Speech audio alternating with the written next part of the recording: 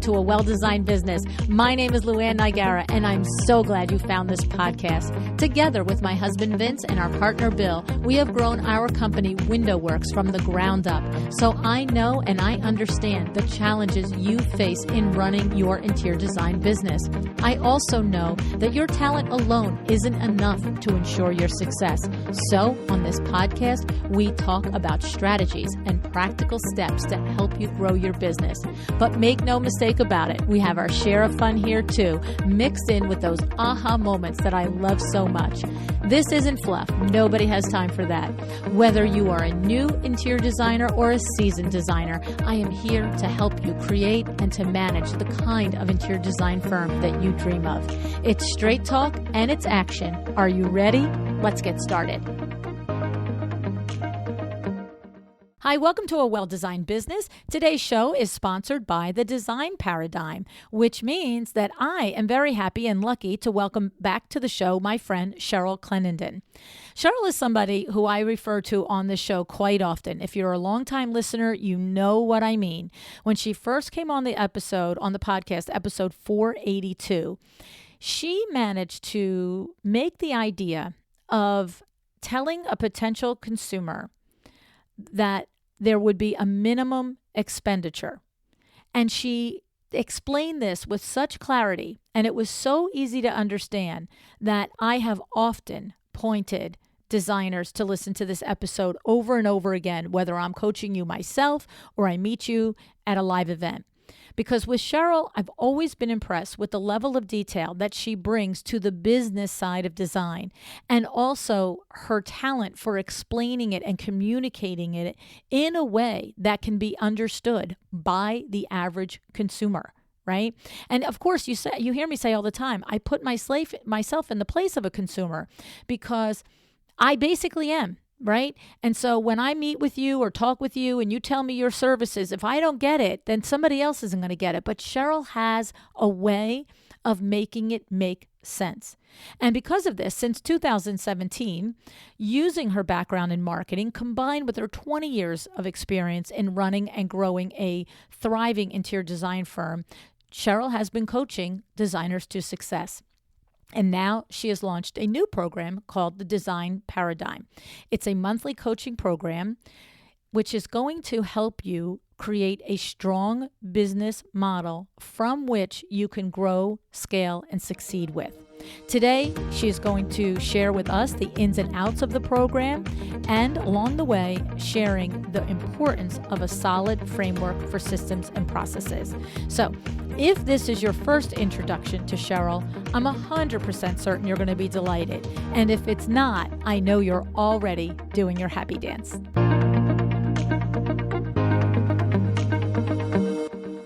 Hey, Cheryl, thanks so much for coming back on A Well-Designed Business today. Hi, LuAnn. How are you? I'm happy to be here.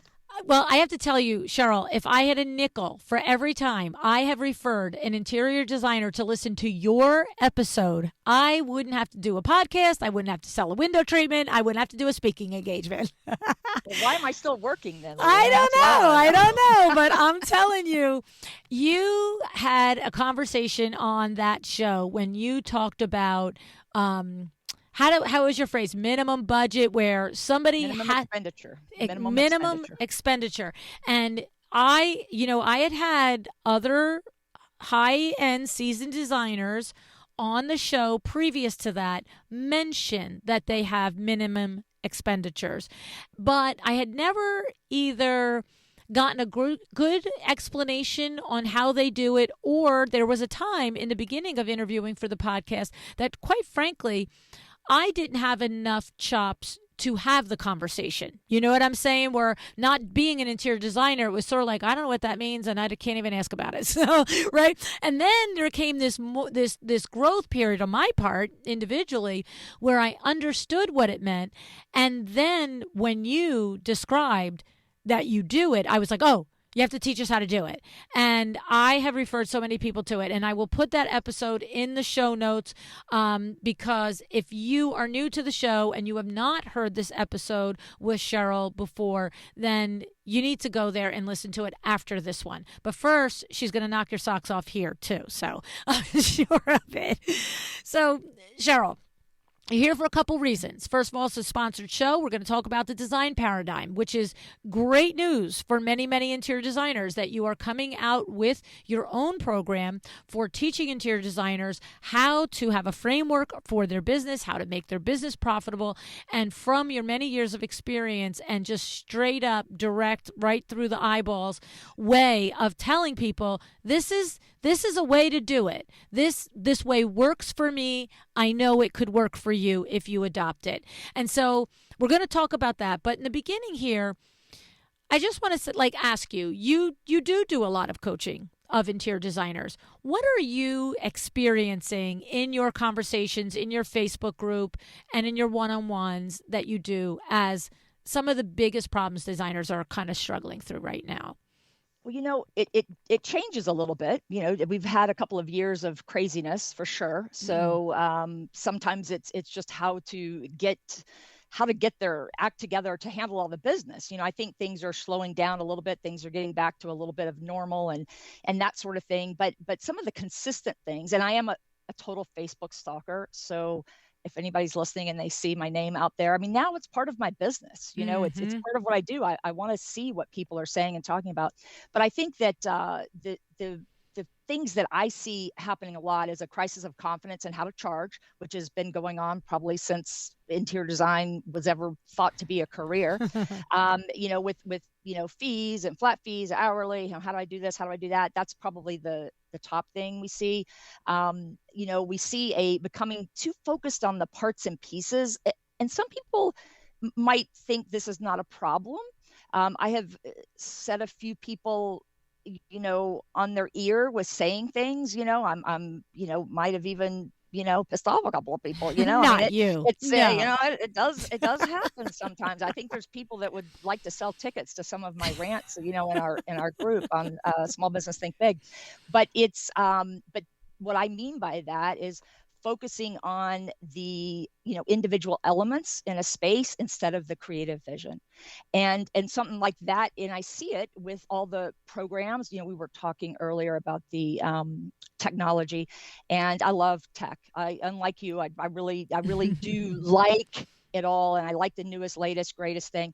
But we're fairly simple with a lot of things that we do. And I'm all for the different programs if you make it work for you, but don't let it work you. You need to be in control of it. And when I'm not under death threats going to send my client like a line item list of things to approve, because you're getting them after they're on this high from the presentation and you've done all this work to get them excited about the whole room, and then you're sending it to them and having them say, that lamp, I mean, $600, I just don't know. I mean, I don't know. I mean, maybe we just need to revisit that. And that's the kiss of death. Like, I'd rather give it to them for free than have to reselect something. I mean, kid you not, it's an awful thing. So I think that sometimes in the zeal or the what's the word, the excitement of these new programs or a new way to do things or whatever, that we forget that we're still in control and we want to sell the creative vision and not the independent parts and pieces that make up the creative vision. And then the other thing, and one of the reasons why I came up with the design paradigm and decided to do this, is lack of a consistent framework in which they do business. Meaning there's not like this is how we do it. And if this comes up, this is how we're going to respond. If that comes up, then this is how we respond. And I think when you have a team, and you probably can relate to this, or the Vin man can, is that you have to have a way of operating that it's consistent, because you know what, I'm not here all day. Right. I'm not here all day. I'm gone. I'm out and about, or I'm, when I'm coaching with a designer, I am completely locked onto them. The whole place could be on fire around me, and I am locked onto them. I even go into a separate building on our campus, and I have total faith that no matter what happens, they are going to make the right decisions because we have this framework. And I think that that's something that's important.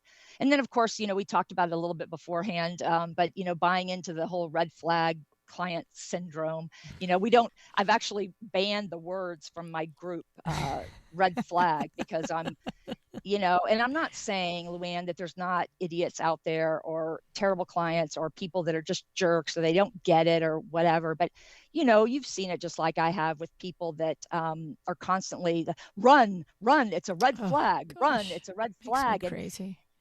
And it's just, I get it. I get why they're saying this if somebody wants to challenge the way you do business or whatever. But a lot of times people are just asking questions. And I think, and I've had this happen at my own business, we've had things happen and I've said, okay, now, is that person really the problem? Or did you go, let's talk about what, the discovery call. Let's talk about these things that happened. Let's talk about your communication, your weekly recap. Did your weekly recap include this? Did you make sure of how you're going to communicate with the client up front? Did you establish those boundaries and how they want to be communicated with? All these things that, and so we do a lot of looking at the man in the mirror, here. And to me, that is the only thing when something goes wrong. That's the only way I save my sanity. After 22 years, I have to be able to look at my own self, and say, how was I complicit in this instance? And then I want my team to be able to do the same. How were we complicit in this? What can we do to change it for next time? And was the client really at fault here? Or is it because we're not doing our job on the process, and so those are the things that I think are the most egregious that I've seen, at least in the last couple of weeks. Well, I love all of these points that you're making. And it's funny because we share the same philosophy. I always say when there's a mistake or there's an unhappy client or whatever it is, something that just, went down the wrong lane, it's wind it back. See, I always want to wind it back to the place that either me or someone on my team could have changed that outcome, right? And sometimes I say to them, look, we might have to wind it back 4 steps before, right? But there is almost always a place where you can wind it back to. And you might have thought, well, I didn't think that was very important to change the way we do that right there, and it's never resulted in a problem before. But this particular client just had a problem with it. And if I can, like you said, if you can find where you're complicit in it and you can find what you can change, then I don't dwell in the mistake anymore. It's like, okay, exactly, we figured it out. It's not going to happen again, right? Like we just changed it. And I, literally on the daily, I'm like, okay, write that into the Monday.com system. Put another step in there. You know what I'm saying? Yeah, exactly. And that's the thing is your process for dealing with that is always going to be a living, breathing sort of document and framework. But I think that there's a way to develop the overall framework, the business model, and knowing exactly what you're going to do and how you're going to do it, and what the outcome is going to be, and how you're going to present. I mean, we are just very for being as casual as we are, because we're very casual and we get along with people and we laugh and we carry on and we have wine and we do all the things. We're not a stuffy formal type of a business at all, and that's not how we are with clients. But yet, make no mistake, there is definitively a framework that we work within and that we go over with clients, the part that, relates to them. Certainly they don't know about all of the external or the internal parts of the framework, and the minimum expenditure is part of that. But it's the thing I want to say about that before I forget, since you mentioned it at the beginning, is that, a lot of people say, oh, I've got a minimum expenditure. Oh, I make all the purchasing go through me or whatever. Okay, that's great, but that's not what we're talking about. This is part of our business model, and it is not something that is just a great idea. Oh, that's a great idea, let me do that. No, it is a layered approach, and everything we do, every step we take, every touch point with a client, everything that we do internally with each other, the culture, everything has to do with projecting profit. And that is the only way that I can support, myself and 8 other people, and the mortgage on the building and the 3 buildings that we have here and everything else that we have going on. And I think that that's one of the biggest problems, is that people are not looking at it in sort of the right way. And when I say it's a minimum, it's a minimum. It's not a budget. A lot of people have a minimum expenditure, meaning that the whole entire job needs to be $300,000. Well, I don't care what the contractor's making. I care about what I'm making. I don't give a shit about what he's making. I'm like, what am I? Okay, what's in it for me? That's what I want to. That's what I want to know about. And we also do flat fees with that. And to me, and this will probably aggravate some people too, but to me, if you get to be in the business for a while and you can't determine what your product is worth, and you are selling a product, it's an intangible product, but it is a product. Mm-hmm. If you can't determine what that's worth, then there's a problem. Then you have a problem with your business. And that is the thing that people don't always want to hear when I'm coaching them about that. It's like there is a way to determine that fee, and there is a way to protect yourself without having to go to hourly or anything else. Now, I will say we charge hourly for project management, because that's you're depending on subs and issues and things that come up. I'm talking about the design process and everything that we do on the design end. And it is those things together tell me that I've got enough money on the books between now and the end of the year. Well, there might be a few things that don't come in by the end of the year, of course, but it's that I cannot work the rest of the year and still pay all my people. And honestly, LuAnn, that's something that I don't know how people can run a firm of more than one or two people without having that security, because I like to sleep at night. Yes. Actually that's a lie, because I really don't sleep that much, but for anybody who knows me, the few moments that you do sleep, yes, you like it. Yeah, I don't want to have to sit there and worry about if I can pay my team or not. And I think that is something that is really important. But the thing I was going to say is that it is a process. It's a thing. It's a layered sort of deal. This is not something like, oh, I'm just going to put something in my contract. Yes, we have it in our contract and we are protected in our contract, and it's really kind of beautiful. And we have 3 attorneys right now that are clients too, and no one's had any problem. Our contract that's 8 pages long. Wow. And they don't get it until after they have given me the okay on our visual proposal, which is another part of the marketing end of it, of what we do, because we go into them. I believe that you should be talking about the money before you get to the contract. Don't surprise somebody with a contract for $50,000 that you haven't mentioned already. Right. It's just not generally, the kind of sales that, tactics that I would do. We believe in repetition. So I will say that we say no less than 5 times every single lead. 5 times we talk about the minimum expenditure and the flat fees and how we work. 5 times before they get to the contract. Yes. And by the time they've got to the contract, LuAnn, repetition breeds familiarity. Yeah, they're explaining it to you. Yeah. Yeah. It's the absolute truth. So we start out, talking about the discovery call. Then we talk about it in the follow-up email, which happens every single time. I mean, that email will never not go out, that recaps it, and we charge for our initial consultation. So we have to make sure also in that email that the people understand that we're not coming out there with paint swatches and fabric books and things like that we're coming out there to diagnose the patient. So I do think that people need to understand that the framework that you have has to be, it's a layered sort of entity. It's not just adopting somebody else's business model, or adopting the latest, greatest idea that somebody has. It is really about making it work for you and your business. And I would say that goes for anything and everything that we do. We want to gather the best information that we can and listen to the people that resonate, that we resonate with.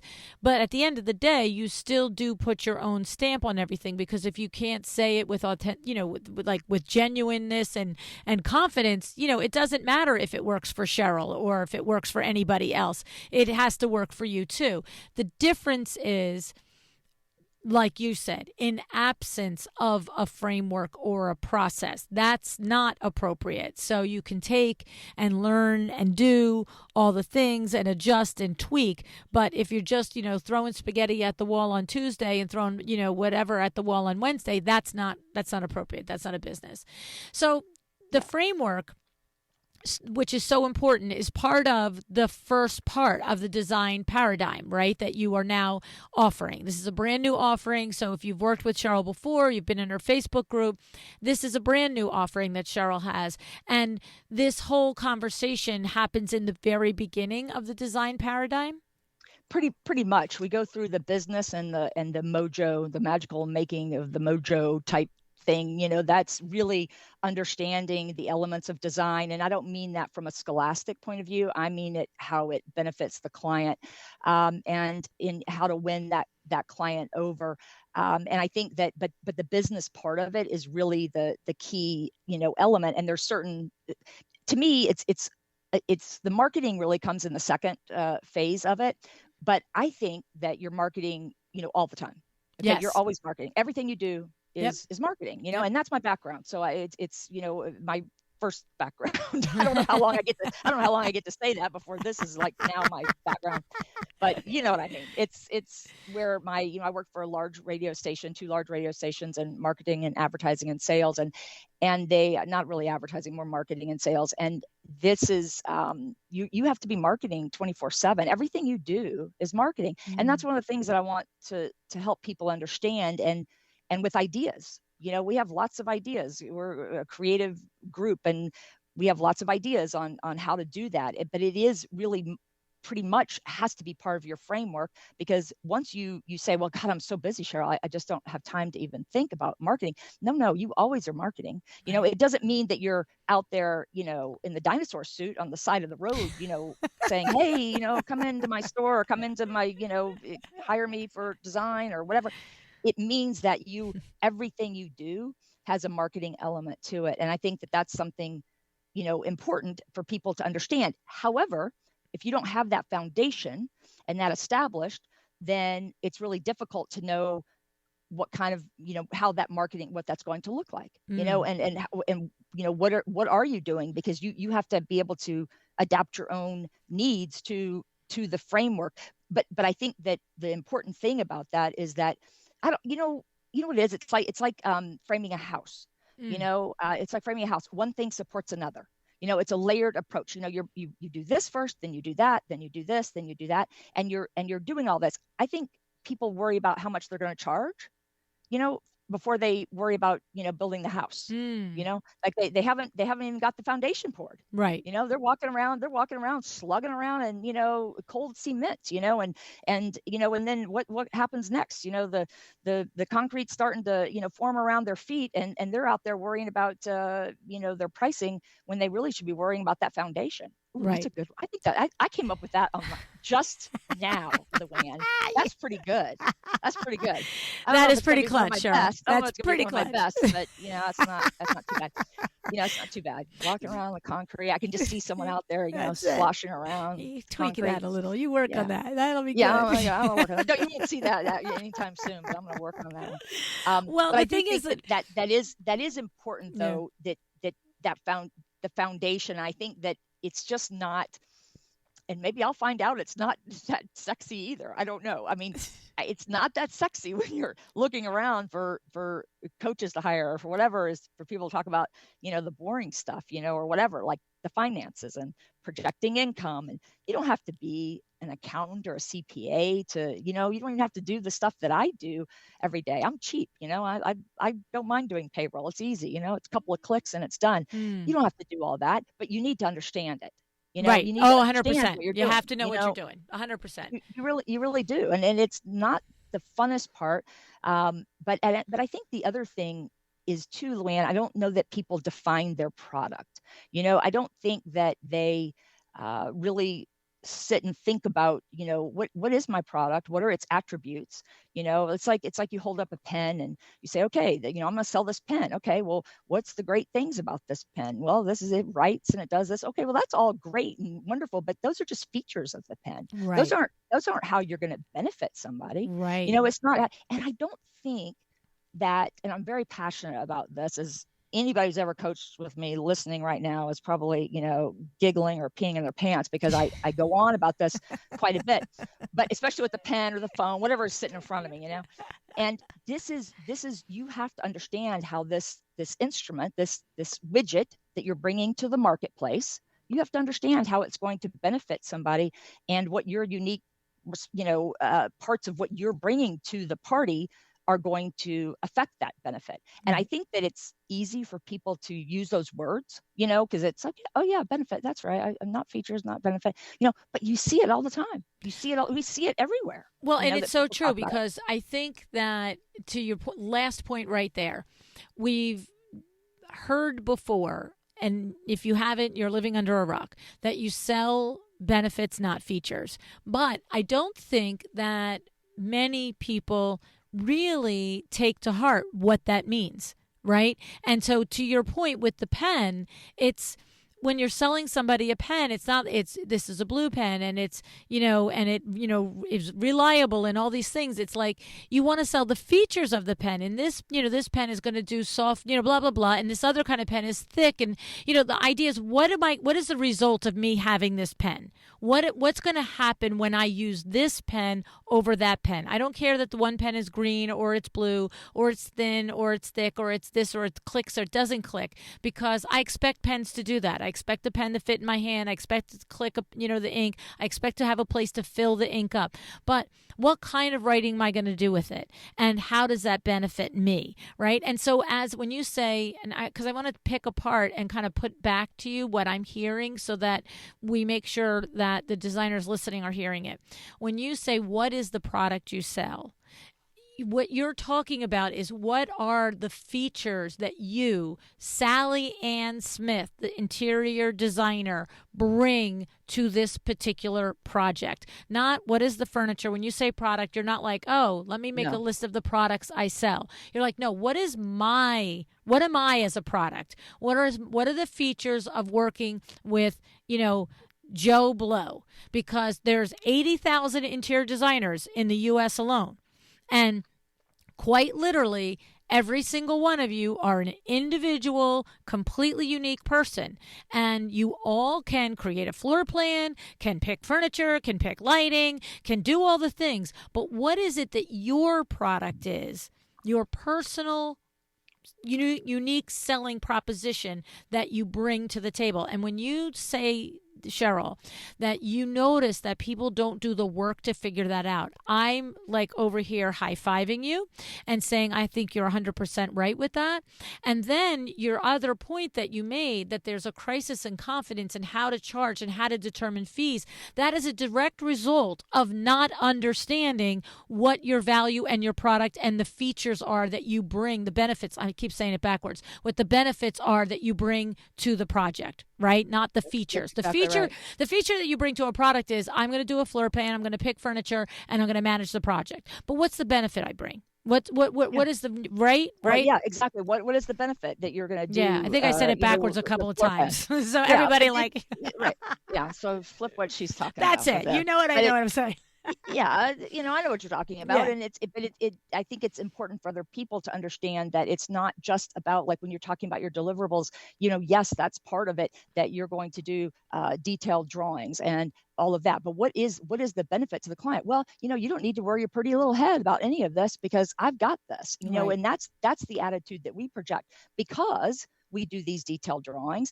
There's not going to be any room for the plumber to worry about the fact that your husband's 6'2" and he's going to install the shower head at 5'9", right? And your husband's going to be under there, and once it's installed in the tile, it's a little too late to be changing it. See, isn't that so clever? That's exactly the thing. That is that intangible thing, because any consumer expects that you can design the bathroom, but the benefit of doing a bathroom with a designer is that a well-informed designer should take into consideration the 6'2" husband, and that's what you want to tell the potential client, right? Yes, exactly. And you want to illustrate to them, what you're doing. So in our visual proposal, we're going to put pictures of or drawings that illustrate that. We're going to do a section drawing, and hell, we don't even do a section drawing that often. You don't need to do a section drawing that much, but we're going to put it in there so the client goes, ooh, wow, that's, those are a lot of numbers on there. I can't do that. I can't figure that out. And so it's not just about the creativity, which is an important part of it, but it's really working on what you are bringing to the table and what defining your product and what you want to do. because a Right. lot of people, we talked about this, before we started the podcast, that there's some things that I just don't want to do. Now, if the economy tanks or something, then I'll do whatever the hell I need to do to I'll pay the shovel, bills. you know, Yeah, on I'll the do side of the whatever. I mean, road. yeah. So I never say never. Let me tell you, because I've been through it all. But Right. it's certain things that my team is going to be more geared towards, and I think that it's important for people to understand that about themselves and stick to their guns about what they want to do. But if they haven't defined their own product, and by that I mean, what they bring to the party and the attributes too. So the features are important. I call them attributes. Don't ask me why, but that's what I call them. But the attributes of that product are important. Yes. Plus, have you done the market, research? Right. Have you done that research? How many people are in your market that are doing it? How many people are selling this kind of a product? Mm-hmm. How are you differentiating yourself from them? So it's not just about the USP, the unique selling proposition. It's also about, all the other things. I want to, in the design paradigm, help people, and we're doing the lives as workshops, which I think is a little different than what other people do. This is not just Q&A or whatever. This is a workshop. It's being led by me, and we have a very in-depth, intake process for any designer who wants to be in it, so that I will know, and I will read every bit of it, every one of them, and I will know what you're bringing to the table and what you're doing, because that's the only way I can help. And that, to me, is what a workshop, is all about. But in that first section, when we're talking about defining your product, it's going to be about not just it's about taking that widget, let's call it, to market. You're going to take this whatever it is, and this is your intangible skills and all of those things, but let's just call it a widget for a second.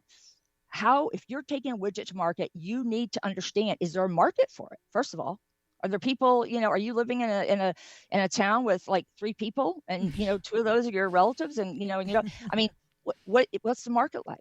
So, and that's something that people do they ask that, or they just hang out their shingle? Is it what makes you different? What makes you different than your competition? What are your competition? What are they delivering? What do they have? What can you bring that's going to be different? And then can you make a living doing it? Have you figured out your cost to be open? And I know that's a buzzword with you as much as it is to me. I mean, I know my cost to be open like the back of my hand. I know all of that stuff, and I don't think that everyone does. I'm sure they know their gross profit margin, much less their cost to be open. And these are important things. And you know what? I'll make it fun. I'll make it fun. You always do. I'll make it fun, but that's what I'm saying, though. This is that foundation. This is the concrete that you have to build in order to go to the next level, and to grow responsibly. Well, and that's the truth. We just said in there, to grow the next level. You can wing a lot of this to your first million and maybe your first $1.5 million gross revenue.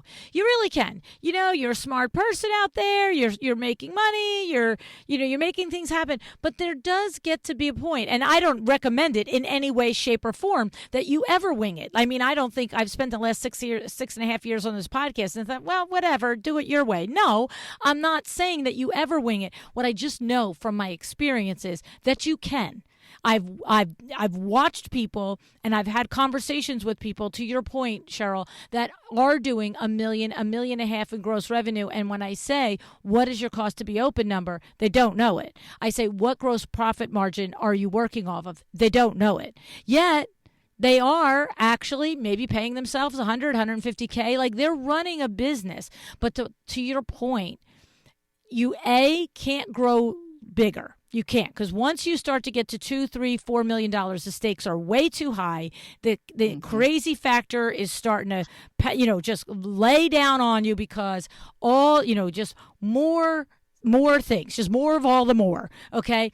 And when you do just sit still and understand and learn what you're calling the framework, then that's when the breathing starts. The creativity flies back in the door, and, now understanding, like you said, what your cost to be open number is this moment. I do too. right? And now I'm like, just all I'm doing is I'm just watching my weekly numbers. Did I sell this week? Did we do this week? Did we close that week? Oh, okay. You know what? We just hit cost to be no open number. It's the 5th of the month. Yay. Great. Now, what's our goal for this month? Are we going to get to it?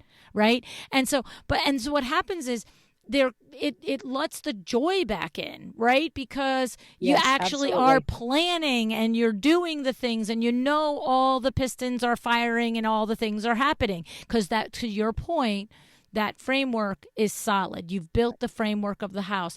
And then from that's what I mentioned a few moments ago, that confidence, boom. You don't even have to sit around and say, how do I now create confidence? That process of building your framework, and when you work with someone like Cheryl, who is so good at it, when you do that for your own business with guidance from somebody like her, now you're just like, hey, this is the price. This is what we're going to do. This is what I'm worth. This is how it's good. It's joyful. That's all I can say, right, Cheryl? Right, exactly. And I think that the other part of that is that, the most overused word right now and all over the place, but definitely with coaches everywhere, is overwhelm. Are you overwhelmed? Are you well? And I don't like that. That's not my shtick, but that's just me. I don't like the manipulation marketing kind of thing. Again, it's from the marketing standpoint. And I'm sure that a lot of these people have marketing people, but we do our own.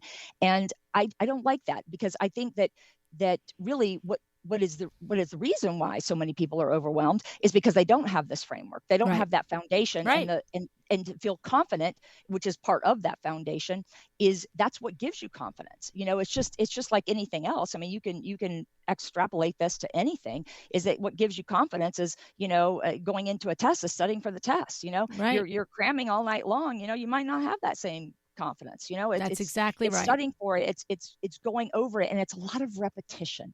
It is a lot of repetition to clients. It's a lot of repetition to ourselves. It is repeating processes. It's all of that, and this is not just about processes.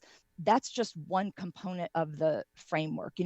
This is a business model, and it's lots and lots of layers from how we handle leads to the initial consultation, paid, by the way, to how we present our visual scope of work, and all the way through to the close of the job and getting that review. And I think that we would not be able to do that, and I certainly wouldn't be able to do it with a team, because I can't watch what they do all day long. You can't either. You have to be able to grow responsibly. That's really what it means. And if you don't have that framework and that foundation set up now, then it's going to be a lot more difficult. And boy, are you going to be sad when that new assistant that you love to death makes a egregious mistake, because there hasn't been a framework there. And I think that's what I see happening, and I don't want that to happen to people. And of course, it's been busy, and there's other reasons for people being a little crazy right now. I think we're all a little crazy, for the last couple of years. I mean, it'd be crazy not to say that we're all a little crazy, but I think overall it's really comes down to having that foundation. And I've always had a team, and there's I'm not going to say, oh, well, I was, doing this and doing that, and then all of a sudden I woke up and decided I needed to. It wasn't like that. I knew when I named my business that I wasn't going to name it after myself, because I wanted to grow. And now my daughter works for me, and she'll be taking over one day, and that's great. And then I knew that I wanted a team, because I had a team at the radio station. So I was like, I ain't doing all that work myself. Right. I'm not doing all that. I don't want to do all that. So I knew, and that was the goal that I had. So I grew from one assistant the second year to 3 people to 5 people to 6 people, and just kept moving along in that direction. Did I make, $200,000 my first 5 years? No, I did not. I didn't. Because you were paying for a team. That's right. And I put a lot of money back into the business. But you know what? I also wasn't overwhelmed, and I was a single mom with a 4-year-old and a 6-year-old. So it's that part of having a team is to keep you from feeling overwhelmed, but yet you can't have a team and make it effective if you don't have the foundation. So it's like going back to that building of the house. You don't put the roof on it before you've got the walls put up. You don't pour the slab before you've got the infrastructure, the mechanicals, laid out. It's just not the way that it's done. And I think that really, it's sort of in a way a little bit simple to think about, but yet I don't see it happening a lot of times. And I think that maybe some people they just grow too quickly, I think, and they haven't stopped to think about it. That's the only thing I can come up with.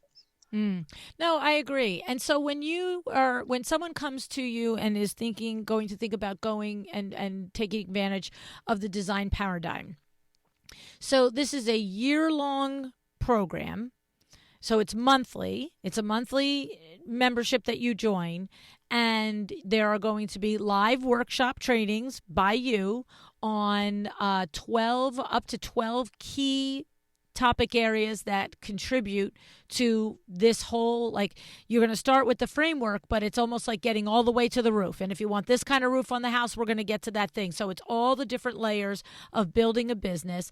But then there is also, is there online things, trainings that people do on their own? Is there a Facebook group for, like, tell us about how we take advantage of the learning within the design paradigm?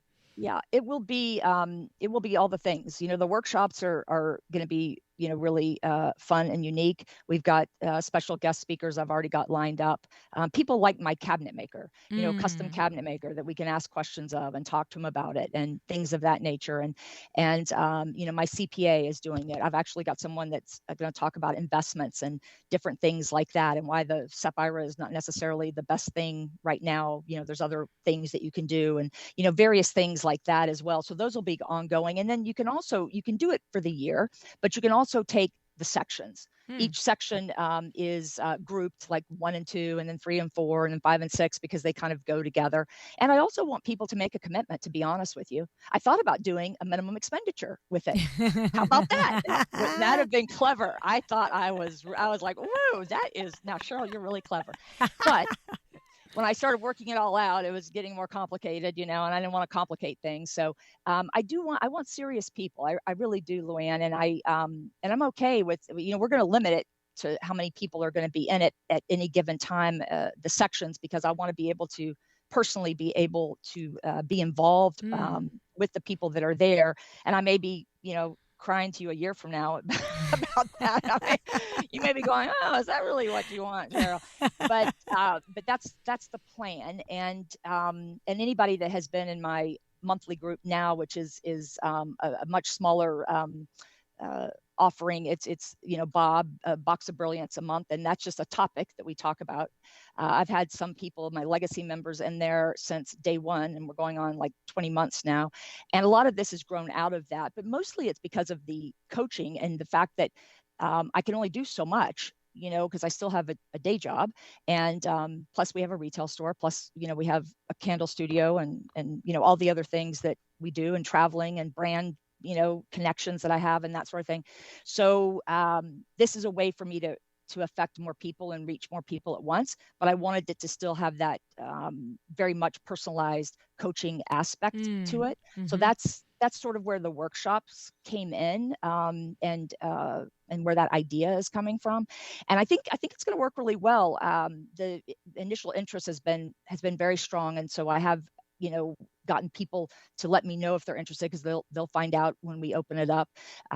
They'll know everything about it ahead of time. And that's well, what I know is that you're a person that delivers. That's what I know. Anytime I've had a conversation with you on the podcast, in person, watching your comments in the various Facebook groups, I can't say, I have to say that I would say 99% of the time I'm like, yep, that's what I would have said. Yep, I think that too. Yep, that's right. Well, I think we're both no nonsense, and I'm not. You know what? I'm not for everybody.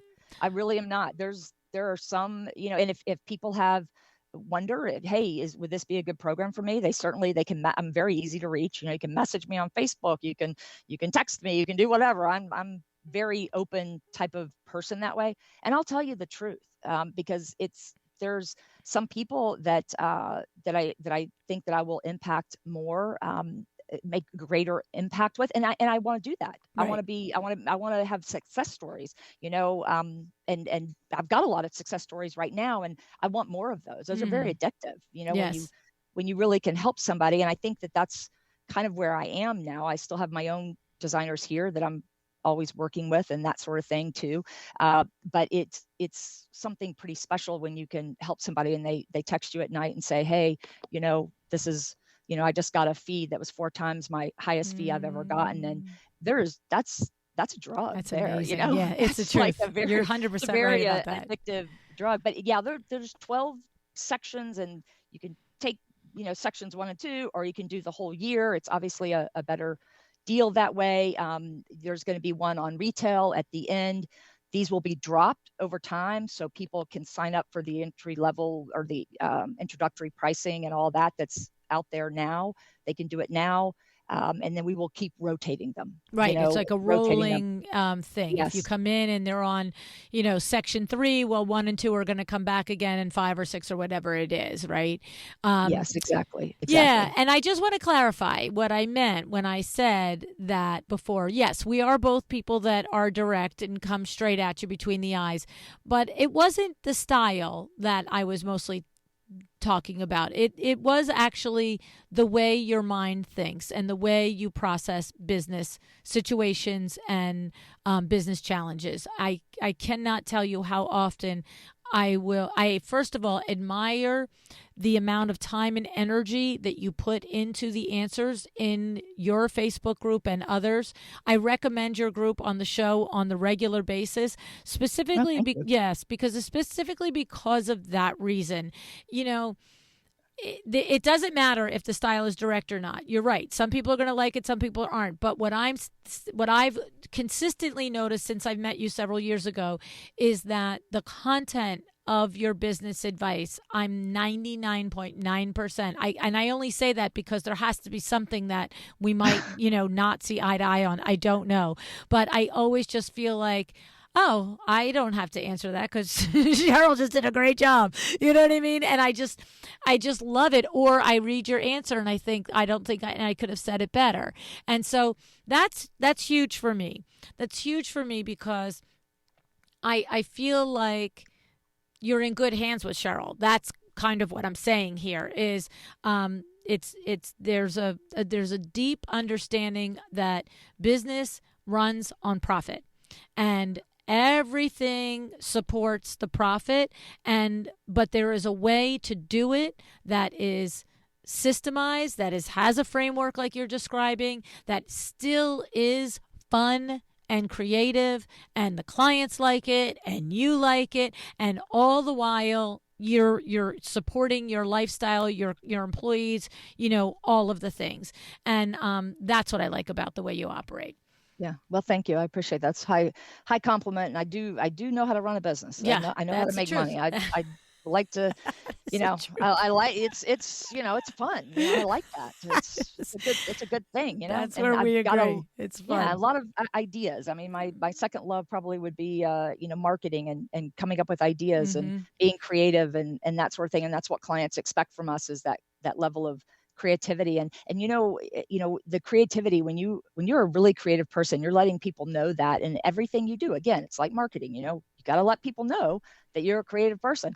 And when you're doing that, it cuts across all the price issues. Yes. It just cuts across the prices. I mean, it's just like, we don't get pushback on pricing. Well, either people can afford it or they can't. Right. If they can't, well, okay, that's all right. But it's cuts across it when someone can, and they're going to pay that, $50,000 design fee to be able to get what you're delivering. And then at the end, they're happy about it. Right. And then they write about it and they talk to their friends about it. And they, it's a beautiful thing, and we live in a relatively small town, but I'm not a luxury designer. I'm going to be the first to tell you, I'm not out there looking, we have people that have a lot of money. We have people that do mohair sectionals and all of that. Don't get me wrong, but it's just, I live in a smaller city in the South and we work all over the Gulf Coast, but it's not I don't consider myself a highfalutin designer, a design team. I mean, we do some beautiful things, it without a doubt, but it is, I don't know. I don't really think I want that niche, to be honest with you. I mean, no matter how much money it is, I like the regular folks. One of our hashtags is real people live here, because that's the truth. Real people live here, details matter, and call us for a good time. That's our those are our 3 hashtags. And, and we like to have fun and we like to have a good time. And I put a high priority on that. So I don't hire stuffy people either. We're all fun, we're fun. Well, you are a ton of fun, actually. I've had the pleasure in person, and you're the one that's got the whole, party cracking up, and the things that come out of your mouth are just hysterical. And I have to say, the way I encourage everybody to go to your website. We'll put the links in the show notes. Okay. Your bio, the way that you do your bio, it is everything. The thing about you, Cheryl, is you walk the talk that you talk, right? If you say it's important to express your creativity in every which way and form to your potential client, you do that. Even your bio does it. You're not like, right? I mean, like, I read your bio and I'm like, oh, we have to tear my bio apart. Well, the idea is for people to read it, right? So you have to give people a reason to read it. Oh my God, I read every word. Do you know how many bios I get in front of me in a month? And I'm like, okay, skimming it. Okay, yeah, okay, school there. Okay, yeah, work for others there. Okay, blah, blah, blah. Yours, I was literally word for word reading every part of it. Every single document you sent me, I read every word of. That doesn't happen all the time. That's funny. Well, because it was fun to read. It was like reading like a fun novel that I just was like, oh, what's next? So here's the thing. So if a designer, looks at that and they're like, oh, who's this crazy lady, and doesn't resonate with that, that's right. Okay. Then stay away. Okay. There's lots of people out there. Stay away. I want that, and I want that with my clients too. Mm-hmm. I want them to be able to see that. So a lot of our website copy is the same way. It's my voice. And sometimes, without even drinking one glass of wine, I came up with that bio, and but it's fun. I think it's fun, but not even really one glass of wine. There was not even one glass of wine. I've lost like 28 of my 30 COVID pounds I gained. So you wait till you see me. Next. So I don't want to gain any of that back. But yeah, it's I think the creativity and marketing and doing all that all along is the key. You've got to do it. And so some of these things are really sort of simple, like, well, isn't that a good idea? Yes, it is. Well, how do I go about doing that? Well, that's why I want to help people figure out how to do it, and not just the one-on-one coaching anymore. We're still doing that. That's not a problem to do it. It's just, I think this is going to be a cool thing. I love it. I hope. Yeah, I'm 100% it will be. I mean, so I just think it's awesome, and I love it. Like, and I'm just going to say, from a big picture, really, if you're listening to the show on the daily, you know that we're always talking about process and system. And when Cheryl is saying framework, this is process and system that she's referring to. So, all of a sudden it just hit me, Cheryl, that somebody might be like, wait, there's a whole new thing out there. It's like, no. This is the foundation of your business, just like a system and a process is the foundation of your business. And so, this is the beginning of the design paradigm model is getting that information. And I love that you said that if you just want the first and second modules, great. I know that all of them are going to be valuable because, like, all the reasons I said. I'm just yeah.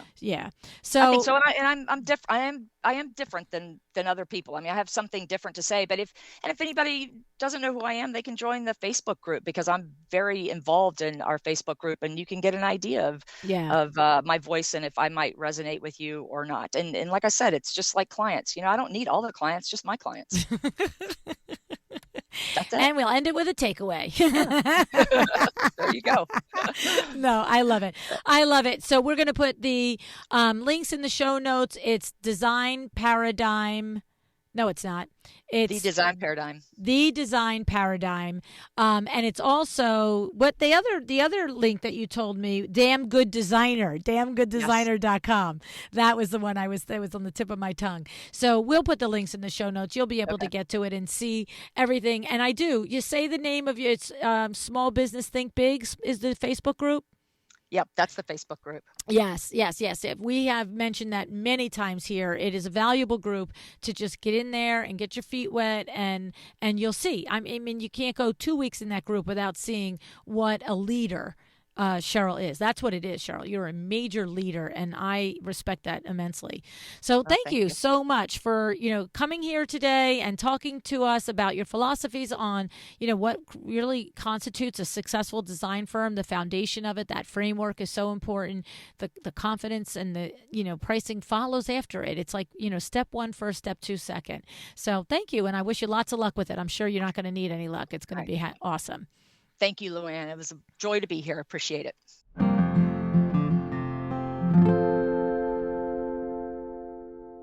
Every time I talk to Cheryl, I find myself nodding along in agreement. She sees business the way I do. She always hones in on what makes a business thrive and points out exactly what needs to be focused on, cutting through the nonsense. I love this. Here are some of my takeaways. The first is the importance of a framework for your business. You already know that I value system and process, but as I've said before, sometimes you need to hear the same thing from someone else, right? Before it resonates with you. And I'm hoping that if you still needed to hear it, that you had your aha moment today listening to Cheryl. It's not good enough to have a good idea. It's not enough to know the best practices. It's not enough to listen to somebody talk about how great their processes are on the podcast and say to yourself, yeah, that sounds great. I'm going to do that too. No, the actual act of establishing the framework, the systems, the processes, of writing them down and putting them into place in your business, that's what matters. And it matters for many reasons. First of all, without putting it down on paper, it's just an idea. Maybe you'll do it sometimes, maybe you'll skip it other times. But when you have it firmly established, you'll do it. And if you don't, you're winging it. And I've worked with a lot of you over the years, and if you asked me what every single actually, truly, objectively successful firm does, it's this: establishing the framework and putting into place that framework into place in every aspect of your business. What I appreciated about Cheryl, in addition to all this, is that she is saying it goes beyond just writing it into your contract or putting your processes on paper, right? That all of it matters. She is emphasizing that the framework is so much more than just the written SOPs, right? It needs to be ingrained in everything you do. It needs to be part of your business, a clear procedure from intake to project completion. Having this strong foundation eliminates guesswork, and it sets expectations. It makes communication clear and successful. It saves time, it saves money, and it gives you the opportunity to build and grow your team without being in the trenches every moment. I can't overstate how much I agree with Cheryl on the value of laying a solid foundation. The next thing that we agree on is mindset. I've said it before, that next to not having documented duplicatable systems, the next culprit in preventing success is a limiting mindset. Now, I know from my own coaching clients that when you are overcoming a limiting mindset, that it's work, it's hard. I get that. But a big part of this does play back into the framework that Cheryl is talking about.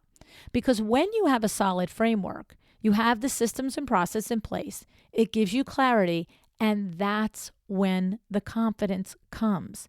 That's when the mindset shift can happen. Because when you know you're doing it right, then you're way less likely to doubt yourself, and you are way less likely to get pushed by clients. Okay? So, and with this confidence, you can achieve the goals for your business and your life. And Cheryl's program can help you get there. The live workshops, the personal coaching touch, the ability to choose which sections to pursue. The design paradigm meets you where you're at and helps you go where you want to be. I encourage you to go to Cheryl's website to check out the program and see if it's right for you. Of course, we will have the links in the show notes. And if you are ready right now, today, you don't want to wait for some steady, solid, no-nonsense advice from Cheryl, I encourage you to join her Facebook group and see for yourself how powerful and actually truly empowering her guidance can be. Thanks so much, Cheryl, for joining us today and for coming up with the design paradigm. I know that it's going to help many, many interior designers put their business on the right track. Thank you for listening. Decide to be excellent.